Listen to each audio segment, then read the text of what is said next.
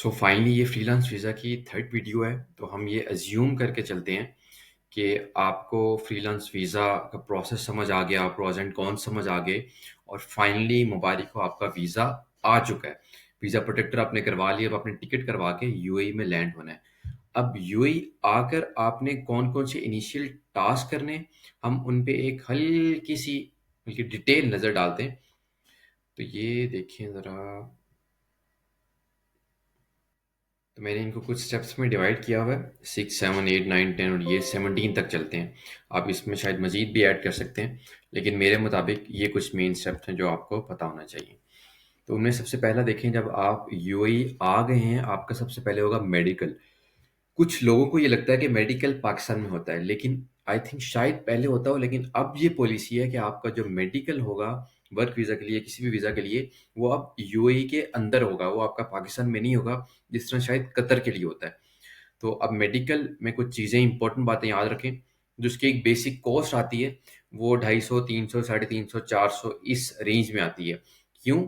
It varies कि आप कहाँ से करवा रहे हो, टाइप करवा रहे हो, खुद आपका एजेंट खुद कर रहा है, और कौन सा टाइपिंग से कौन सा मेडिकल सेंटर आपने चूज किया हुआ है। लाइक एक ईएचएस है, एक शायद दुबई सलीम टाइप कुछ करके है। तो आई थिंक ईएचएस वालों की सर्विस सबसे बेहतर है और उनका रिजल्ट भी जल्दी आता है। तो 300 तो बेसिक कॉस्ट है। और कुछ सेंटर्स में ये होता है कि आपको 40 दिरहम वहाँ पे ऑन द स्पॉट पे करने पड़ते हैं जब आप वहाँ पे करवाने जाते हैं।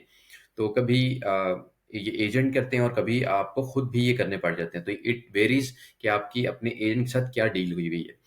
तो ये मैं अप्रोक्सीमेट प्राइसेस बता रहा हूँ। मतलब ये 250, 350 मैंने मेडिकल की कॉस्ट देखी हुई है। तो मेडिकल आपका एक दिन में हो जाता है। लाइक द टोटल आपको सेंटर के अंदर 20-30 मिनट लगेंगे, सिर्फ उसका और ज़्यादा मसला नहीं है। एक इम्पॉर्टेंट बात है, जिस दिन आपकी फ्लाइट हो, आपने अपने एजेंट को बताना है कि भाई मैं आ रहा हूँ, मेरा मेडिकल की अपॉइंटमेंट बुक कर लो, वो टाइप कर दो, ताकि ये ना हो कि आप यूएई आ जाए और यहाँ घूम रहे हैं, आपको पता ही ना आपने मेडिकल करवाना है। तो अपना प्रोसेस ये वाला स्पीडली करवा के अपनी ये जान छुड़वाएं। अपने एजेंट को पहले बता दें कि मेरा मेडिकल टाइप कर दें, मैंने आते ही सेम डे में मेडिकल करवाना है, और सेम डे में मेडिकल हो सकता है। मेडिकल का जो रिजल्ट है वो 6 घंटे, 5 घंटे, 24 घंटे के दरमियान आ जाता है। और कुछ वीआईपी मेडिकल्स होते हैं, वो आपको दस्ती रिजल्ट दे देते हैं। बट वही बात है, जितना गुड़ डालोगे उतना मीठा होगा, तो वो को ज़्यादा लेंगे। तो मैं आपको बिल्कुल रिकमेंड नहीं करूंगा पैसे ज़्यादा लगाने की। आप सिंपल मेडिकल करवाएं, आपका 24 घंटे बाद या 8-10 घंटे बाद रिजल्ट आ जाएगा। डिपेंड्स अपॉन द किस सर्विस से आप ले रहे हो। तो आई विल रिकमेंड। वैसे ईएचएस अभी तक का मेरा एक्सपीरियंस जो मैंने देखा है वो काफ़ी अच्छा रहा है। अगर वहाँ नहीं है आपके पास पास, तो आप कोई और भी करवा सकते हैं। तो ये अपने एजेंट से क्या है कि अपना मेडिकल सेम डे करवाना है जिस दिन आप लैंड करेंगे, या कम से कम उससे नेक्स्ट डे लास्ट में हो जाए। तो जब आप मेडिकल आपने करने जाना है, आपके पास आपका वीज़ा होना चाहिए, आपके पास ई वीज़ा जो है, और आपके पास आपका पासपोर्ट होना चाहिए, ये तो मस्ट है। उसके बाद जो आपका मेडिकल की एप्लीकेशन टाइप हुई है वो, और जो उसकी पेमेंट स्लिप थी, कभी-कभी वो भी चाहिए होती है। तो ये 3 डॉक्यूमेंट्स आपने लाज़मी अपने साथ लेकर जाने हैं जिस दिन आपका मेडिकल होगा। तो ये वैसे आपका ये मोबाइल में भी चल जाएँगे, मैं इनका प्रिंट नहीं लेके गया था। तो ये अब आपकी मर्ज़ी है, शायद ये रूल चेंज ना हो जाए, लेकिन ये देख लीजिएगा। लेकिन ये 3 डॉक्यूमेंट्स आपके पास मस्ट हैं, ये आपके पास होने चाहिए जब आप मेडिकल करवाने जाएँगे। मेडिकल टेस्ट होते कौन-कौन से हैं? एक ब्लड टेस्ट होता है, उसमें मेरे ख्याल शायद टीबी चेक करते हैं शायद। जो मेन वो ब्लड से चेक कर सकते हैं, सॉरी, टीबी शायद एक्स-रे से चेक होती है। ब्लड में वो आपका ब्लड वगैरह चेक करेंगे, डायबिटीज़ वगैरह चेक कर लेंगे, कोई इस तरह के मसले नहीं, एचआईवी वगैरह चेक कर लेंगे कि कोई सीवियर टाइप का कोई मसला तो नहीं है। और उसके बाद आपका एक्स-रे होगा कि टीबी वगैरह के निशान तो नहीं है। और ये 2 मेन टेस्ट हैं, टोटल 30 मिनट लगते हैं। तो जो इसका रिजल्ट है वो आपका क्या कहते हैं, ऑनलाइन ही आ जाएगा। ईमेल जो आपके एजेंट ने या जो भी आपने दी हुई है, उस ईमेल पे शो हो जाएगा। और मज़े की बात ये है कि आप इसको ऑनलाइन भी चेक कर सकते हो कि आपका रिजल्ट क्या आया है, इन प्रोसेस है, आ चुका है या अभी आना है। तो इट डिपेंड्स कि आप किस सेंटर से करवा रहे हो, तो फिर उस पोर्टल पे जाना पड़ेगा। तो इसलिए मैं सब पोर्टल्स ओपन नहीं करूँगा। तो इट वेरीज, लेकिन टेंशन वाली बात नहीं, 24 घंटे के अंदर आ जाता है। और जब ये रिजल्ट आएगा तो आपको एक फिटनेस सर्टिफिकेट मिलेगा। वो किस तरह का होता है, ये मैंने एक सैंपल निकाला गूगल से। इस तरह का फिटनेस सर्टिफिकेट होगा, और यहाँ पे फिट लिखा होगा कि भैया आप फिट हैं, मुबारक हो। लेकिन लेकिन अगर आपको कोई टीबी है, कोई मसला है, तो ये आपको पता है, तो ये आप अपने एजेंट से डिस्कस करें। और क्योंकि अगर मेडिकल फेल हो गया तो आपको वो डिपोर्ट कर सकते हैं। ये एक बहुत बड़ा मसला है। अगर मेडिकल फेल है, वो आपका री मेडिकल लेंगे, टेस्ट करेंगे, लेकिन फिर भी उनको लगा कि भाई काम खराब ही है, लाइक आपको सीवियर कोई मसला है टीबी का, तो वो आपको कहेंगे bye bye bye bye bye bye bye bye. वो कहेंगे भाई वापस चले जाएं, आपका वो टेस्ट आपको नेक्स्ट प्रोसेस नहीं करने देंगे। लेकिन कुछ एजेंट्स ने बहुत अंदर खाते गेम चलाई होती है, तो वो आपका मेडिकल क्लियर भी करवा देते हैं। You know what I mean to say, but I don't want to say it, right? तो ये फाइनली आपका मेडिकल हो गया। तो टाइम एक दिन लगा, कॉस्ट आप समझ लें 300-400 लग गई है। मेडिकल के बाद आपने करवानी है बायोमेट्रिक, यानी आपकी फिंगर स्टैंपिंग, फिंगर्स होंगे आपकी आईडी के लिए, लाइक वो आपके जिस तरह हम पासपोर्ट या आईडी कार्ड बनवाने जाते हैं, हम फिंगरप्रिंट्स लगाते हैं ना, इस तरह इनका जो आईडी कार्ड होता है उसके लिए भी इनको बायोमेट्रिक चाहिए होती है। तो हमने अब नेक्स्ट स्टेप में बायोमेट्रिक करवानी है। और जब ये आपका मेडिकल का रिजल्ट आ जाएगा, आपने फौरन से ही एजेंट को कह देना, भाई मेरी दस्ती बायोमेट्रिक करवाए, इसमें डिले ना करे। आपने ये वाली प्रोसेस जल्दी करवाना है ताकि टाइम आपका कम वेस्ट हो। तो इसकी जो कॉस्ट है वो 300, 350, 400 अपने माइंड में रखे, मैंने एवरेज एक कॉस्ट लिख दी है। टाइम एक दिन लगता है। और जैसे ही आपका मेडिकल आ जाएगा, एजेंट से बोलें भाई दस्ती दस्ती मेरी बायोमेट्रिक टाइप कर दे। हाँ, कभी कभी ये होता है कि बायोमेट्रिक की डेट्स नहीं मिल रही होती हैं दुबई में या शारजा में, तो आपने देख लेना कि जो दाएं बाएं भी डेट मिल रही है, आपने वो बुक कर लेनी है। कोई मसला नहीं है, एक दिन आप चले जाएंगे घूमने दुबई थोड़ा सा, तो आपने अपनी बायोमेट्रिक करवानी है। और एक और इम्पोर्टेंट बात, ये जो बायोमेट्रिक की जो डॉक्यूमेंट्स हैं, उसमें आपका पासपोर्ट, वीज़ा, मेडिकल सर्टिफिकेट जो मैंने आपको अभी दिखाया वो, और जो आपकी बायोमेट्रिक की एप्लीकेशन है वो, ये चार चीज़ें, चार डॉक्यूमेंट्स आपके पास होने चाहिए जब आप अपनी बायोमेट्रिक के लिए जाएं। और जब आप बायोमेट्रिक के अपॉइंटमेंट ले रहे होते हैं, तो सिस्टम आपको एक डेट देता है ऑटोमेटिकली। अगर आपको कोई 5-7 दिन लेट की मिल रही है, तो आप एक्स्ट्रा पैसे दे के या शायद इसकी मॉडिफिकेशन करवा के अपनी डेट चेंज भी करवा सकते हैं, और आपको डेट जल्दी की भी मिल सकती है और चेंज हो जाती है, ये कंफर्म है। ये आपको पता होना चाहिए। लाइक अगर आपको एजेंट आपको 20 दिन बाद के लिए दे रहा है, उसको बोलें कि भाई मुझे इसको मॉडिफाई करें और मुझे थोड़ी कोशिश करें कि पहले की डेट लेकर दें। तो ये कुछ बायोमेट्रिक की मेन चीज़ें।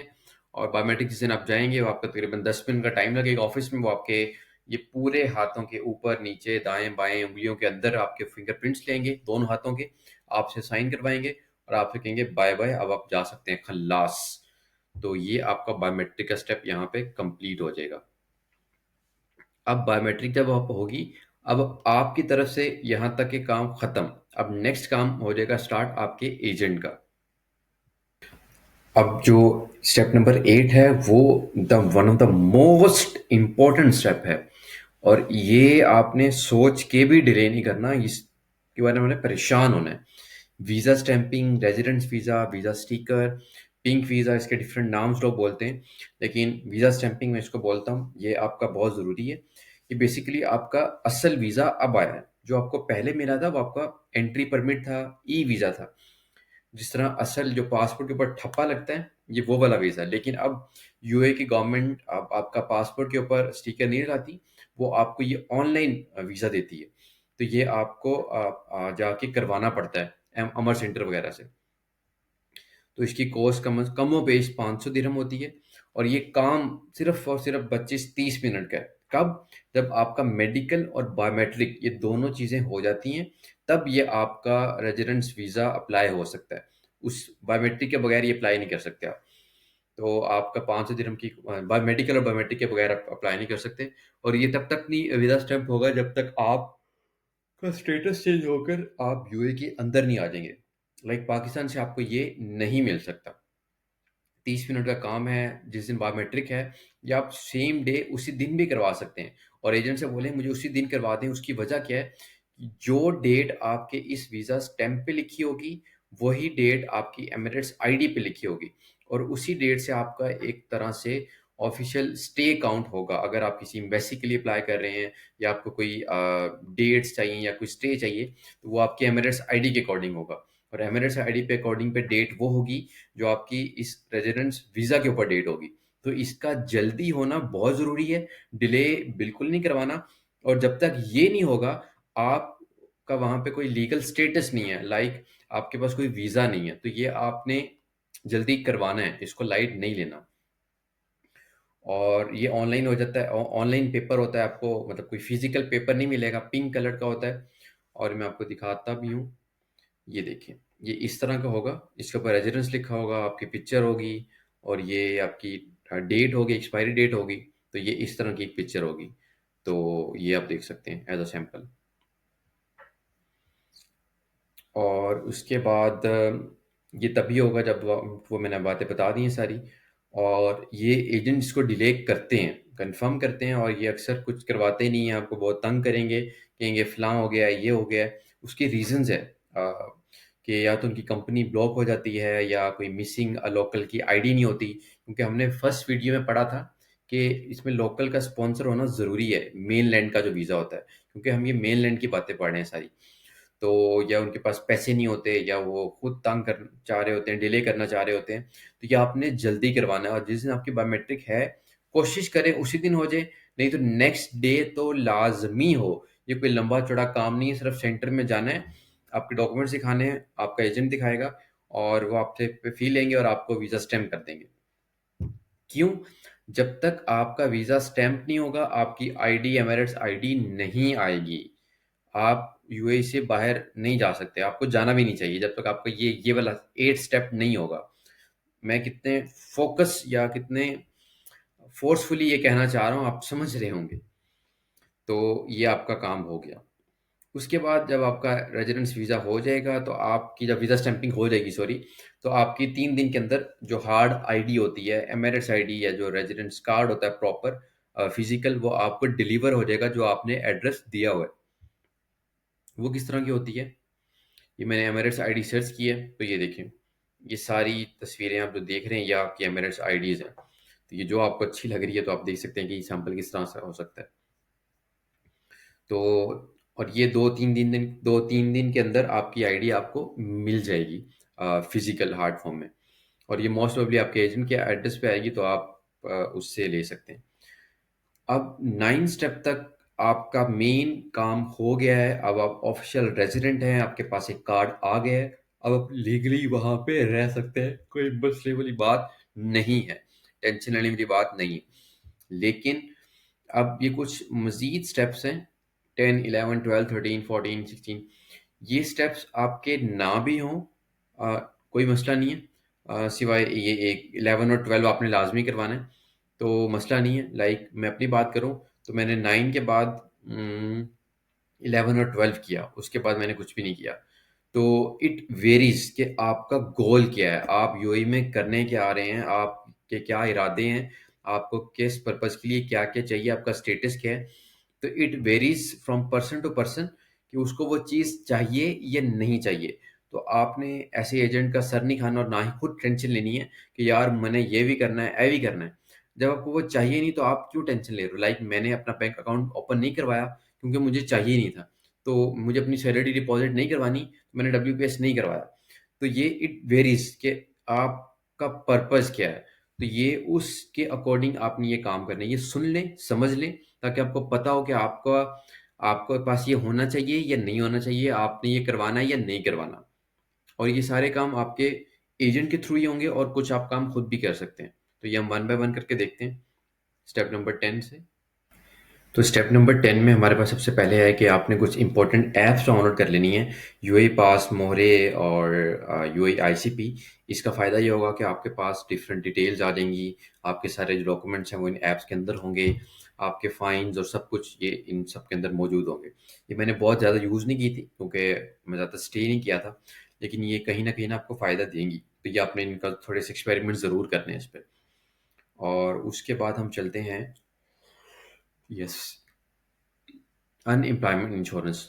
This is very important, very important, very important. ये आपने लाजमी करवानी है, स्पेशली जब आप फ्रीलांस वीज़ा ले रहे हैं, आज़ाद वीज़ा ले रहे हैं। अब अनएम्प्लॉयमेंट इंश्योरेंस एक दिन के अंदर हो जाती है, और ये आपका एजेंट खुद भी कर सकता है, और साथ में आप खुद भी किसी एक्सचेंज पे जा सकते हैं ये अनएम्प्लॉयमेंट इंश्योरेंस करवाने के लिए। क्योंकि आप ने एनओसी ले लिया होता है, जॉब आपने करनी नहीं होती, तो ये बेहतर है ये आप करवा लें। क्योंकि फिर आप का अपडेटेड लेबर कार्ड नहीं आएगा। याद करें वो जो लेबर कार्ड हमने सेकंड वीडियो में देखा था 2 मंथ्स का, वो आपने 2 साल वाला भी तो करवाना है ना। तो वो लेबर कार्ड जब आपका आएगा तो वो उससे पहले आपने ये करवानी होती है, वरना आपका labour card updated labour card नहीं आएगा। और वो येलो कलर से होता है, मैं आपको दिखाऊंगा अभी। तो ये आपने लाजमी करवानी है। कभी कभी ये कॉस्ट आपको खुद बियर करनी पड़ती है और कभी कभी आपका एजेंट खुद ही कर देता है। तो ये आपने करवानी ज़रूर है, चाहे खुद करवाएं चाहे आपका एजेंट करवाए। This is very important. अगर ये डिले करेंगे तो आपको फाइन भी आ सकता है। तो आपने ये लाजमी करवा लेनी है। उसके बाद आपका जब इंश्योरेंस करवा लेंगे, आपका अपडेटेड लेबर कार्ड आ जाएगा, येलो वन होगा। और ये आपको फिजिकली मिलेगा, ये आपको डिजिटली मिलेगा। और ये आपको इन ऐप्स में से किसी एक में आपका ये आ जाता होता है। और मैं आपको दिखा भी देता हूँ लेबर कार्ड।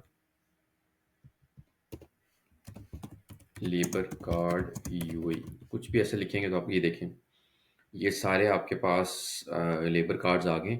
इस तरह का आपका लेबर कार्ड होगा और ये आपको मिलेगा। ये आपका वो विदा स्टैंपिंग थी, ये आपका लेबर कार्ड है। और आपकी वो एमिरेट्स आईडी मैंने उनको पहले दिखा दी है। ये आपकी देखें, ये एमिरेट्स आईडी आ गई, ये एमिरेट्स आईडी है।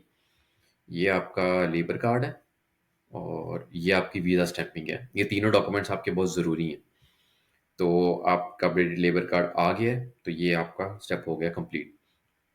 तो जी ट्रेनिंग ये बेसिकली होती है लेबर लॉज को समझने के लिए। ये सबके लिए नहीं होती, ये बात याद रखिएगा। ये ना हो कि आप कहें भाई मेरी तो जी ट्रेनिंग करवाओ करवाओ। सबके लिए नहीं होगी। लाइक मेरे केस में नहीं हुई थी, क्योंकि जो मेरा जॉब स्टेटस था वो हाईएस्ट था। तो मैनेजर्स वगैरह की जो तोजी क्लास है वो नहीं होती। ये मेरा ख्याल है जो लोअर क्लास वाले स्टेटस होते हैं जॉब के, ये उनके लिए होती है। लेकिन आपने फिर भी एहतियातन चेक कर लेना कि आप इसके लिए एलिजिबल हैं या नहीं है। अगर तो हैं तो इसको आपने सबमिट लाजमी करना है, ताकि कोई मसला मसाइल ना आए। तो ये सबके लिए नहीं है, ये याद रखिएगा। और ये बेसिकली आपको राइट्स बताएंगे आपके आपके एम्प्लॉयर के, कि आपने किस तरह सरवाइव करना है, क्या क्या अगर मसला है तो किसको कॉन्टेक्ट करना है। तो बेसिकली लेबर लॉज के मुतालिक है। ये सबके लिए नहीं होती, मैं फिर बता रहा हूँ आपको। उसके बाद NOC. NOC is basically no objection certificate. ये आपका एजेंट ही आपको देगा, क्योंकि कंपनी उसके नाम पे जिसके नाम पे भी है। तो वो एक लेटर हेड, जिस तरह से आपकी यूनिवर्सिटी का लेटर हेड होता है, आपका किसी कंपनी का लेटर हेड होता है, लेटर पैड जिसको बोलते हैं। जिस तरह डॉक्टर आपको रसीद लिख के देता है मेडिसिन वाली, तो उस तरह का लेटर पैड होगा कंपनी के नाम से।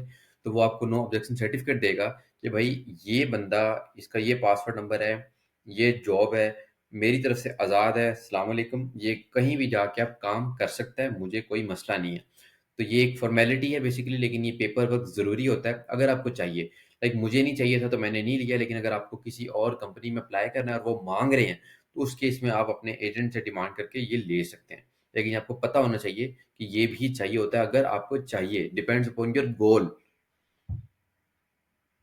उसके बाद सैलरी सर्टिफिकेट, लाइक कभी आपको चाहिए होता है, ज़रूरी नहीं है। ये एक लेटर हेड ही होता है, जिस तरह आपको एनएससी वाला होता है। उसमें लिखा होता है कि भाई ये बंदे की इतनी सैलरी है, तो एक बेसिकली सिंपल सा एक सैलरी सर्टिफिकेट बना देते हैं। तो इसका भी इतना मसला नहीं है। तो ये भी आप ले सकते हैं अगर आपको चाहिए। नहीं चाहिए तो आप ना रखें, इसमें भी कोई टेंशन वाली बात नहीं है। मुझे नहीं चाहिए था, मैंने नहीं लिया।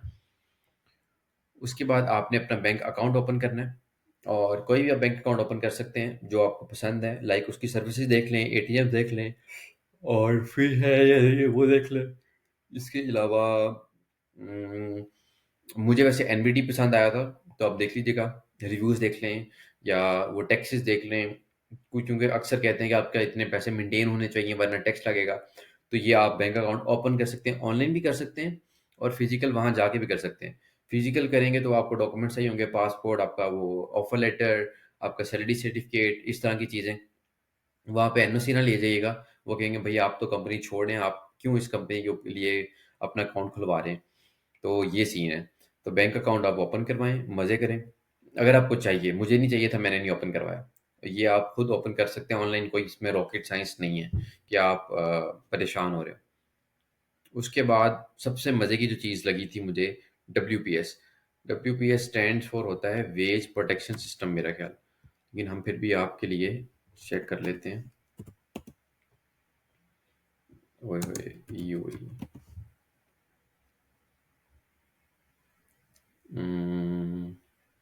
What is WPS in UAE? हाँ, UAE Wage Protection System is crucial initiative designed to ensure the timely and accurate payment of wages to employees. Like हाँ, ये आपको सैलरी देने के लिए यूज़ होता है और इसका बड़ा हैवी सीन है। ये मैं बताता हूँ आपको। अगर तो आप अपनी बैंक स्टेटमेंट्स बनवाना चाह रहे हैं और अगर आपने अपनी सैलरी डिपॉजिट करवानी है और आपको अकाउंट चाहिए और आप चाहते हैं कि मैं अपनी सैलरी खुद ही डिपॉजिट करवा लूँ, तो आपको WPS एक्टिव करवाना ज़रूरी है और ये आपका एजेंट करवा के देगा। लेकिन अगर आपने सैलरी डिपॉजिट नहीं करवानी है, आपके पास पैसे नहीं हैं, आपके पास अकाउंट नहीं है, तो WPS की ज़रूरत नहीं है। लेकिन कुछ लोग होते हैं जो सिर्फ स्पेसिफिकली इस मकसद के लिए जाते हैं कि वो UAE के अंदर अपनी बैंक स्टेटमेंट्स मेंटेन करके किसी और कंट्री का वीज़ा अप्लाई करेंगे। लेकिन मैं जर्मनी आया था, तो जर्मनी के केस में आपको बैंक स्टेटमेंट नहीं चाहिए होती। तो अगर किसी और मकसद के लिए आपको बैंक स्टेटमेंट्स चाहिए, आपको बैंक अकाउंट खुलवाना पड़ेगा, आपको WPS एक्टिव करवाना पड़ेगा, ताकि आपकी सैलरी जो है वो टाइमली डिपॉज़िट होती रहे। एक और चीज़, हमने ये बात पढ़ी थी कि आप कहीं पे जॉब करते हो कंपनी के पास, लेकिन वो अपना वीज़ा नहीं देती, वो कहते हैं कि आप अपना वीज़ा लेके आओ। तो उस केस में भी आपको WPS एक्टिव करवाना पड़ेगा अपनी उस कंपनी का, ताकि वो भी जो सैलरी दें आपको, वो आप अपने इस WPS के ज़रिए अपने अकाउंट में डिपॉज़िट करवा सको। तो इससे आपको बहुत आसानी रहेगी अपनी सारी चीज़ें मेंटेन करने के लिए। तो ये भी आपका आसानी से हो जाता है सेम डे के अंदर, या 2-3 दिन लग जाते हैं अपडेट होने में। डिपेंड्स अपॉन द सिस्टम, अगर स्लो है तो थोड़ा टाइम लग जाएगा, लेकिन ये हो जाता है, मसले वाली बात नहीं है। और हाँ, अगर करवाना चाहें तो करवा लें, लेकिन डिपेंड्स अपॉन योर गोल, अगर आप करवाना चाहते हैं। तो ये टोटल कुछ 17 स्टेप्स हैं, तो ये आपको पता होना ज़रूरी है। Like steps before coming to UAE और initial arrival task after landing in UAE, ये सारे काम आपने यहाँ आके करने हैं। कोशिश करें ये काम जल्दी से जल्दी कर लें, डिले ना करें। और टोटल प्रोसेसिंग टाइम आपका मेरे ख्याल से 15-25 दिन के अंदर आपके ये वाले काम मैक्सिमम मैक्सिमम हो सकते हैं। और यस, बेसिक काम आपके एमिरेट्स आईडी तक हैं, और ये आपका लेबर कार्ड, यहाँ तक तो आपने लाजमी काम करने ही करने हैं, ये मिस नहीं करना। तो अब फाइनली आप यूएई के ऑफिशियल रेजिडेंट हैं, आप यूएई में काम कर सकते हैं, आपके पास सारे डॉक्यूमेंट्स मौजूद हैं। तो आप दूसरी कंपनीज के लिए भी अप्लाई कर सकते हैं, आप डिफरेंट दूसरी कंट्रीज के एम्बेसीज के लिए भी अप्लाई कर सकते हैं, क्योंकि अब आप फाइनली यूएई के रेजिडेंट हो चुके हैं। तो अब नेक्स्ट वीडियो में हम कुछ इंपॉर्टेंट इंस्ट्रक्शंस देखेंगे जो मेरे अकॉर्डिंग है, जो मुझे लगता है मुझे आपको बतानी चाहिए, छोटी छोटी बातें। लेकिन मिलते हैं नेक्स्ट वीडियो में। बाय बाय, अस्सलाम वालेकुम।